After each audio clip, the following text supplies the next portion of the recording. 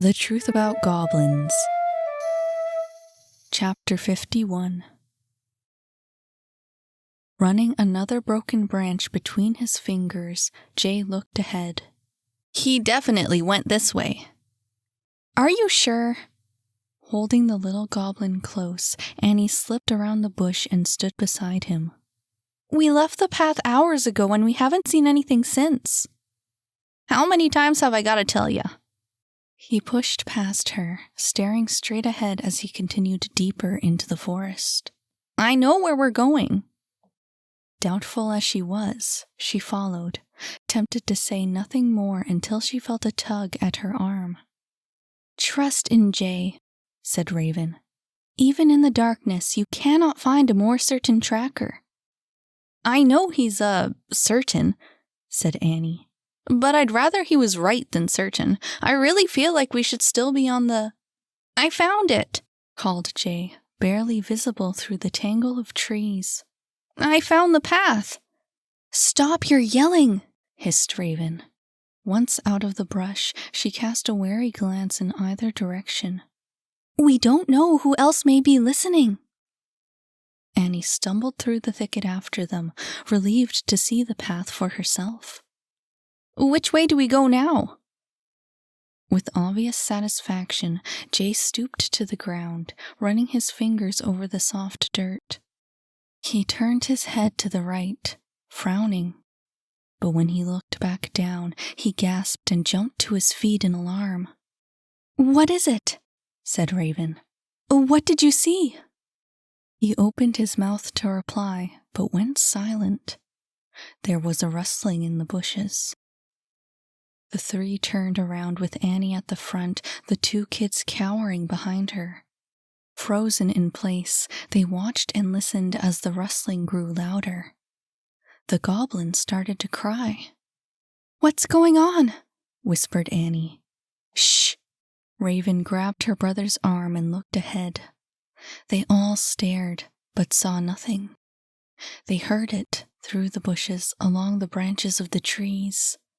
But the path remained empty. Annie stepped back, jumping as the bush beside her started to shake. The little goblin was wailing now, fighting against her grasp. Its cries shook the air around them. Make it stop, hissed Jay. The goblin continued to scream. I can't. Every bush was shaking, every branch around them waving back and forth as if the forest itself had come to life. The air was filled with rustling and the shrieks from the goblin in Annie's arms. Some vicious force had overtaken the woods. Behind them or before them, the forest was possessed. And then it stopped. The baby fell quiet, the three stood still. Raven looked at Annie. Put the goblin down. She hesitated. I can't just... Leave it! The look on Raven's face was enough to end the argument. Slowly, nervously, Annie bent down and placed the goblin on the path, still wrapped up in the little yellow blanket. I'm sorry, she whispered, quiet enough so the others wouldn't hear. I'm sorry, little guy. She backed away, returning to the other two. The goblin remained silent, content as it lay abandoned on the ground. The sight did little to ease Annie's guilt. Without so much as a word, Raven retreated down the path, motioning for the other two to follow. Only when they were nearly past the corner did she dare to speak again. Don't look back, she warned. Keep your eyes on the path ahead.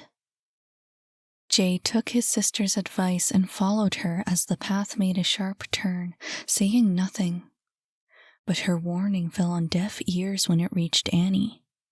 Before she had followed the others out of sight, she was overcome with a fierce longing to cast one last glance over her shoulder. Coming to a halt, she turned and looked behind. The bundle in the yellow blanket was still on the ground, but the goblin was no longer alone. Standing before it was a figure, a child in a red hooded cloak. But as Annie continued to stare, she realized it wasn't a child at all. It was no bigger than a child, but as it reached down to grab the bundle, she saw that its movements were slow, deliberate. There was none of that infantile awkwardness. This creature had grace. And as she watched the figure, stooping low over the bundle on the ground, she saw a pair of hands emerge from the depths of the cloak. Small hands, scaly hands, with long, slender fingers that held something of a grotesque beauty to them. The creature grabbed the baby on the ground and, effortlessly, lifted it into its arms. The strange figure raised its head, still covered by the hood. In the faint light, Annie could see nothing of its face and was left staring into a black void where a pair of eyes should have been. There it stood, a long time, unmoving, the baby in its arms. The creature made no sound. "Annie!" Jay could still be heard through the trees. "Hurry, I found something!" She turned her head towards his voice, looking to where the others had disappeared down the path. But when she looked back, the creature and the baby were gone. Only the yellow blanket had been left behind. "I'm coming," she called, stepping forward as she grabbed the small blanket and stuffed it in her backpack. In a matter of seconds, she was back in a sprint, halting only when the two kids came back into view. "What is it?" she said, panting as she stopped at their feet. "A dead end," said Jay. "Look." She pushed the incident with the goblin from her mind, turning her attention to the sight ahead of her. The path had come to an end. "What about the tracks?" she asked. "They end too," he said, shaking his head. "It doesn't make sense." "They can't simply end," said Raven, examining the ground. "Nothing ends without cause." "Well, let me know when you find that cause," he muttered. "Stupid lousy path." He kicked a stone on the ground and sent it flying into the bushes. And then he yelped and fell to his knees. "What?" exclaimed Raven. "Why do you scream?" said Annie. Jay got to his feet, rubbing his head. "I didn't scream. I shouted." Raven rolled her eyes. "Why, then, did you shout?" He looked ahead, past the dead end. "The tree threw a rock at me." They both stared at him. "I'm serious, look." This time he picked up a stick, marching to the very end of the path. Determined to prove himself, he raised the stick and slashed at the trees and bushes ahead. There was a noise, a buzzing sound, and as the tip of the stick came down towards the path, the branches ahead of them moved. But not in the way that branches usually move. This time, the air itself seemed to sway, the image of the forest distorting before their eyes as the stick tore a hole through the illusion. Ever so briefly, the wall opened, a long, thin stretch of darkness appearing before them. But as Jay brought the stick to the ground, the hole closed up again, the illusion restored. The trees and bushes seemed just as they always were. The path was a dead end. Annie stared in disbelief. "What was that?" "What do you think?" said Jay. "Magic, obviously." "Obviously?" She continued to stare. Raven, however, wasn't nearly as stunned. "It seems that the magician has finally made some effort to conceal his flight." "Too little, too late," said Jay. "It may be enough," warned Raven, stepping closer to the barrier. "Do not touch it. Perhaps with a weapon we could have forced our way through, but as we are now, I doubt we have the strength." "What are we supposed to do then?" said Annie, eyeing the trees with a scowl. "Step back," she said. "I will try to shatter it." Jay knew what to expect, backing away as he gestured for Annie to do the same. She followed reluctantly. Taking in the barrier before her, Raven held out her hands. "You may want to cover your ears." Annie raised an eyebrow. "May?" She smiled. "Cover your ears."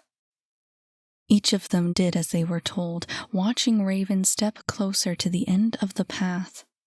Within seconds, her hands began to shake, coming closer and closer to the barrier itself. The girl took a deep breath, shutting her eyes as she took the final step. Again, the trees started to sway. The branches overhead flattened, distorted. The bushes below quivered like glass windows in an earthquake. From the palms of her hands came a light, a violet wave rippling across the barrier like the surface of a still river. The magic flowed freely, the illusion of the forest replaced by shimmering light. And before long, the three were facing a large wall reaching upwards to the tips of the trees, stretching across the forest as far as the eye could see. The wall faded from deep violet to white, and as Raven clenched her fists, the illusion started to break. There was a sound like splitting ice as the wall began to crack. It started in the center of her hands, upwards, downwards, both left and right, until the whole white wall was on the verge of shattering into pieces. And then there was a blast, an explosion that shook the air. It rushed past the forest and sent a surge of wind driving past the trees behind her. The wall, mighty as it once was, burst into pieces. And when it collided with the ground, it vanished. Seconds later, there was nothing left of the wall or the illusion. It had all fallen away. Raven stood on her own, her hands still outstretched before her. Annie pulled her hands away from her ears, disbelief written all over her face. What did you... But Raven herself was already past it.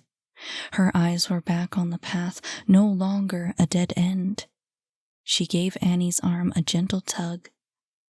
"Perhaps I shouldn't have done that." With the curtain of fake forest lifted, the three found themselves before the rest of the path.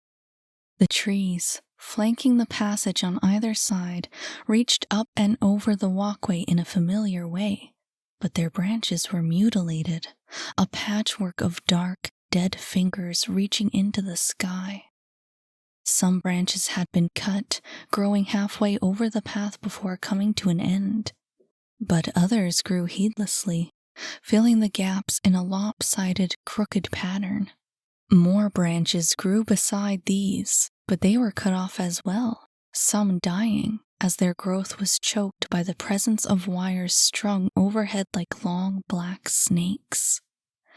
The cables led far down the path, attached to rotting posts haphazardly erected in the presence of the massive mutated trees. The remnants of utility poles, of electricity, the remnants of a failed enterprise. "No further," said Raven, after a long silence. "From this point we go no further." Annie's apprehension was replaced by shock. "What do you mean, go no further?" In the space of a second, her shock became anger. "You're afraid? You want to turn back?" "Yes," said Raven. "And yes, once again. We should have never entered the forest." Annie was stunned. "You want to give up now, when Grim is right down that path." This time Jay stepped in.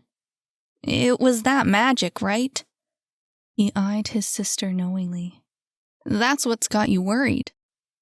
"Yes," she admitted. "Amongst other things." She turned to Annie. "This magician, Grim, I fear we have grossly underestimated him." "What are you talking about?" she said. "We haven't even seen the guy, and you already want to ditch?" She clenched her fists. Did you forget why we're chasing after him in the first place? He's got Timothy's kid. He also has a terrifying knowledge of magic from what we've just witnessed. Her voice was low and even, but her eyes betrayed her fear. Such power. I've never come across anything like it, nor heard of anything similar aside from the old tales. He's not simply a magician, and he most certainly cannot be human. So he's got a few tricks up his sleeve, said Annie. Big deal, he's dangerous, I get it. But you don't, said Jay. This guy's serious. He's not giving up that baby without a fight. Then we'll fight him, she said. I'm not turning back now. But Raven's mind was made up. We won't be following. 'Tis folly to continue past this point. She cast a nervous glance down the path of gnarled trees. And what is more, I fear we haven't yet come to face the entirety of it. What are you talking about? Said Annie. He's got a baby. We need to get that baby back. What's there left to know? Jay caught his sister's gaze. Grim, he left that goblin in a crib, didn't he? Right in the place of the real one. Annie shifted her weight. Yeah, so? There is no more question, said Raven, realizing the danger. Against him, there will be no victory. We must go back. No way, exclaimed Annie. We've got to keep going. Grim's kidnapped a baby. A baby! You're just going to let him get away with it? And what would you have me do? She said. Have you a plan, by any chance? How exactly do you intend to defeat this magician? The color rose to her cheeks. I'm thinking about it. I'll figure it out when I need to. Come on, said Jay. You know this is a bad idea. We can get him back later, maybe when we've got more help. But Annie wasn't convinced. We let him go now, and we're never going to get him. Never. That, at least, she was sure of. My friend is depending on me. I owe it to him. And if he were here right now... She shut her eyes, her anger cooling into something like regret. If only he were here right now. Neither of the two offered a reply. They had arrived at the crossroads. We can't go any further, said Raven, her voice softening. And we wish you would stay, but if you insist on continuing, we will wait here for you. Jay opened his mouth to add something more, but one look from Raven and he shut it up again. Fine, said Annie, breaking the silence. Without another word, she turned towards the eerie path and left them behind. If you don't return by sunrise, said Raven, we will come search for you. Gee, thanks, she muttered.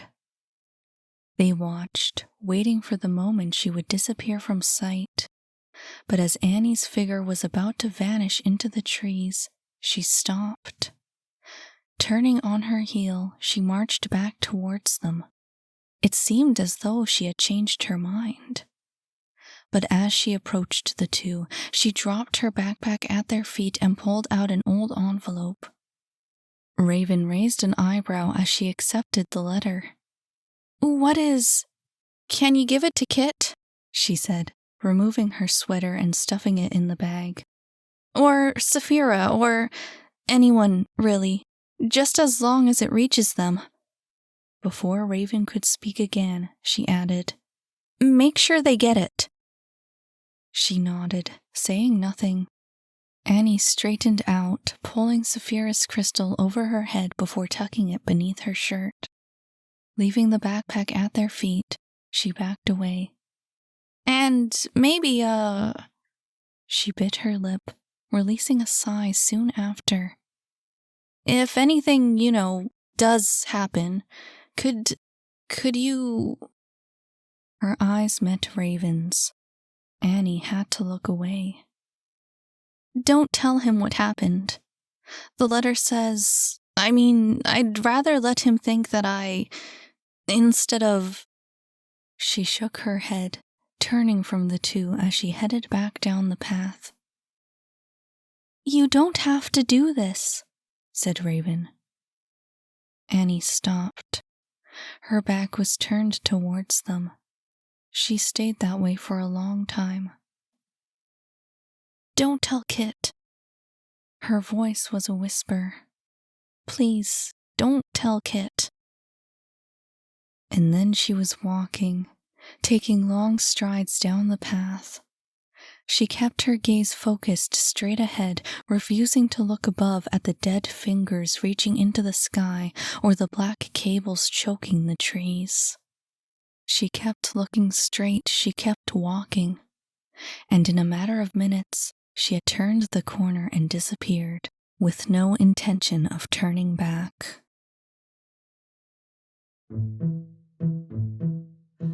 Hi, I'm your narrator, Miranda Eastwood, also the author of The Truth About Goblins. If you liked this chapter, remember to add, follow, or subscribe to this channel so you can hear the next one. And if you didn't like this chapter, oh well, I can't really do anything about that. In any case, I just thought I'd let you know about my Patreon. You can check it out if you'd like to throw some support my way. It would mean a lot to me. Not to mention there's loads of extra exclusive content that I only post on Patreon. While I'm at it, I'll mention that The Truth About Goblins is now available as a complete audiobook, and you can get it wherever you get your audiobooks. Thanks for listening.